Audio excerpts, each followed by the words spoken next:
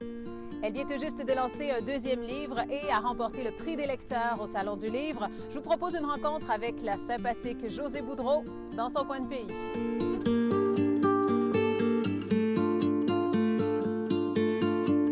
Bonjour Josée Boudreau. Bonjour Julie. Tellement contente de vous rencontrer au Carré Davis. Oui, je suis chez nous ici. Moi, je suis une fille d'Arvida et puis je trouve ça beau. Ça s'est développé un peu, puis en même temps, il y a à proximité l'allure rassurante du foyer des loisirs. Je suis chez nous. Vous avez remporté récemment le prix des lecteurs Oui. au Salon du Livre. Est-ce que c'est agréable d'être prophète en son pays? C'est drôle, hein, parce que j'ai pas utilisé cette expression-là parce que je me disais ça a l'air prétentieux de l'écrire sur ma page Facebook.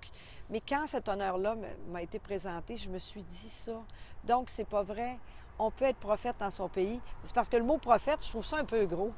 Mais que les gens reconnaissent que j'ai écrit un livre qui leur a fait du bien, puis qu'ils me remettent ce prix-là d'une certaine façon, mais sans avoir officiellement dit, on lui remet, puisque ça fonctionne avec les ventes qu'il y a eu dans toutes les librairies de la région, puis les locations aussi de mon livre dans les bibliothèques.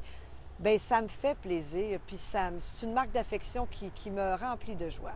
Sois ta meilleure amie. Ça vient d'où cette expression-là? De Guylaine Tremblay. C'est elle qui m'a donné ce titre-là. Elle est sortie de prison à un moment donné, puis elle m'a donné ça.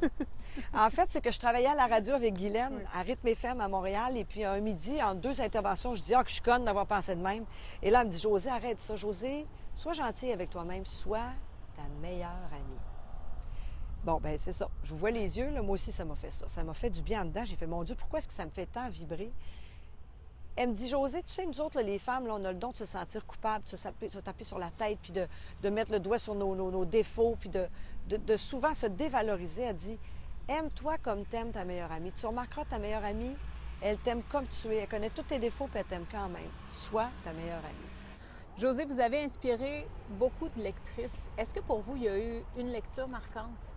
Ah, c'est une bonne question. En fait, mon chum me rit de ça, mais je pense que c'est pas beau à assumer, mais vu que j'assume tout et wapi, je suis l'auteur qui lit le moins au monde. C'est que moi, c'est des paroles qui viennent me chercher, c'est des gens, c'est des rencontres. Il faut que ça se passe dans le concret. Quand je lis quelqu'un comme Guylaine Gay, par exemple, qui a fait deux enfants à la mère, ça, c'est des livres qui viennent me chercher. Mais pour le reste, c'est pas vrai. C'est des bouts d'entrevues que j'ai entendus, que j'ai vus. C'est des rencontres que j'ai pu concrétiser. C'est plus ça, moi, que de lire en tant que tel. C'est un livre qui appelle les confidences. Oui. Est-ce que parfois c'est lourd Oui. à porter? C'est drôle parce que ça ne m'est pas arrivé souvent, par exemple. Parce que quand j'ai écrit mon premier livre, je redoutais ça. Que le contact avec les gens via Facebook, entre autres, soit tellement direct, puis qu'on m'écrive, puis qu'on me soumette des cas lourds. Moi, je ne suis pas une psychologue, hein? Je suis une fille ordinaire qui aime ça, des fois, vous se mêler de vos affaires. Alors, je me disais, comment est-ce que je vais répondre? Quand je ne pouvais pas répondre, je le disais aussi. Mais des fois, là, c'est juste pour quelqu'un d'avoir été enfin élu. Monsieur Perron, mais quel plaisir, Yvon! Mais. Merci d'être arrêté. Ah oui, un vraiment. plaisir. Oh, c'est-tu le fun? Bonjour. Merci. Bonjour. En terminant, vous l'écrivez dans ce deuxième livre. À chaque visite, les racines sont importantes. Vous faites un devoir d'aller passer devant votre maison, Mais oui. celle de votre enfance.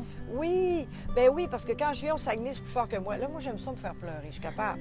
Fait que là, je vais devant le bungalow qu'on a vendu, que mes parents, mon père a vendu il y a quelques années. Là, je passe sur la rue Sainte-Marie. Puis après ça, je m'en vais à Saint-Jean-Eudes, voir la petite rue Octave où ma grand-mère habitait. Puis là, je me promène, la rue Saint-Martin aussi. C'est sûr.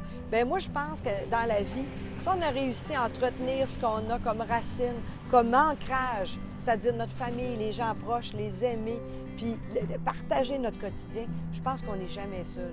Puis c'est ça que ça fait aussi, ce livre-là, c'est qu'il permet à des gens de réaliser ça, que la nature même des choses, c'est d'abord nos racines. Merci. Merci, Merci Julie. pour tout, Josée. Merci. C'est un bonheur. Bien, c'est réciproque. Merci.